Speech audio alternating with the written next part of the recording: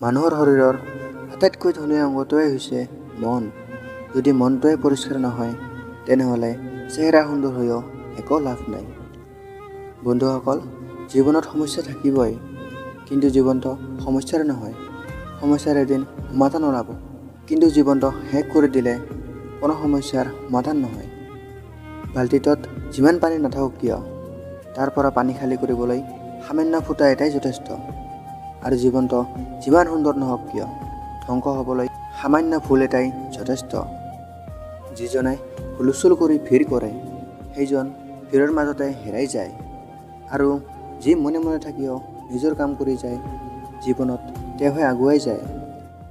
আপুনি সদায় ভালৰ বাবে আশা কৰিবা, কিন্তু বেয়াৰ বাবেও সাজু থাকিবা। ডক্টৰ APJ আব্দুল কালাম ছাৰে কৈছিল যে জ্ঞানী লোকৰ বাবে ধৰ্ম হ'ল বন্ধুত্ব গঢ়াৰ এক উপায়, কিন্তু জ্ঞানীবোৰে ধৰ্মক কাজিয়া কৰাৰ এক সঁজুলি হিচাপে ব্যৱহাৰ কৰে। ভাগ্য আমাৰ হাতত নাই, কিন্তু সিদ্ধান্তহে আমাৰ হাতত আছে।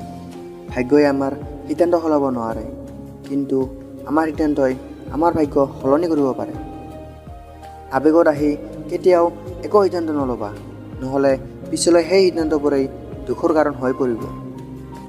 প্ৰতিটো আঘাতেই এটা শিক্ষা দিয়ে, আৰু সেই আঘাতে এজন মানুহক সলনি কৰে।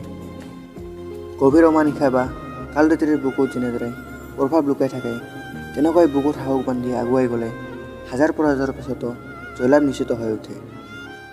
ৰাতিপুৱা নোহোৱা পৰ্যন্ত ফুলেও নাজানে যে মন্দিৰলৈ যাব নে শ্মশানলৈ যাব। সেইবাবে যেতিয়ালৈকে জীয়াই আছা হাঁহি ফূৰ্তি কৰি জীৱনটো কটাওক, দুখ কৰি নহয়। এটা কঠিন আৰু জটিল পথৰ যিটো পাৰৰ সদায় এখন সুন্দৰ পৃথিৱী থাকে। সেই পৃথিৱীখনত গৈ পাবলৈ প্ৰয়োজন মাথো আত্মবিশ্বাস, ধৈৰ্য আৰু পৰিশ্ৰম। শ্ৰদ্ধা আৰু ভালপোৱাৰ পাত্ৰ হৈ আনৰ মনত জীয়াই থকাই হৈছে প্ৰকৃত জীৱন। ক'লা বগা এইবোৰ ৰং সকলো ধুনীয়া হয়, ধুনীয়াৰ কোনো বৰণ নাথাকে। ভাল দৃষ্টিৰে চালে আপুনি সকলো ধুনীয়া দেখিব।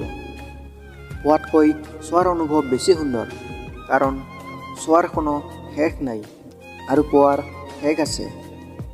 সত্য আৰু ধৈৰ্যই মানুহক সাহস দিয়ে, আৰু মিছাই মানুহক ধ্বংস কৰে। যদি আমি আমাৰ জীৱনটোক মাজে মাজে পৰীক্ষা কৰি নাথাকোঁ, তেনেহ'লে ই জীয়াই থকাৰ উপযোগী হৈ নাথাকে। সকলো তীৰ্থস্থানৰ ভিতৰত আটাইতকৈ ডাঙৰ তীৰ্থস্থানটো হ'ল মানুহৰ হৃদয়। আপুনি ভিৰৰ মাজত নাথাকিব, আপোনাৰ বাবে যাতে ভিৰ হয় এনেকুৱা হ'ব বিচাৰিবা। বন্ধুসকল, ভিডিঅ'টো চাই যদি ভাল লাগিল please like, comment and share কৰি দিব। আৰু যদি এনেকুৱা ভাল ভাল মটিভেশ্যন কোট ভিডিঅ' চাব বিচাৰে তেনেহ'লে মোৰ চেনেলটো আপোনালোকে ছাবস্ক্ৰাইব কৰি দিব, লগতে বেল আইকনটো প্ৰেছ কৰি দিব।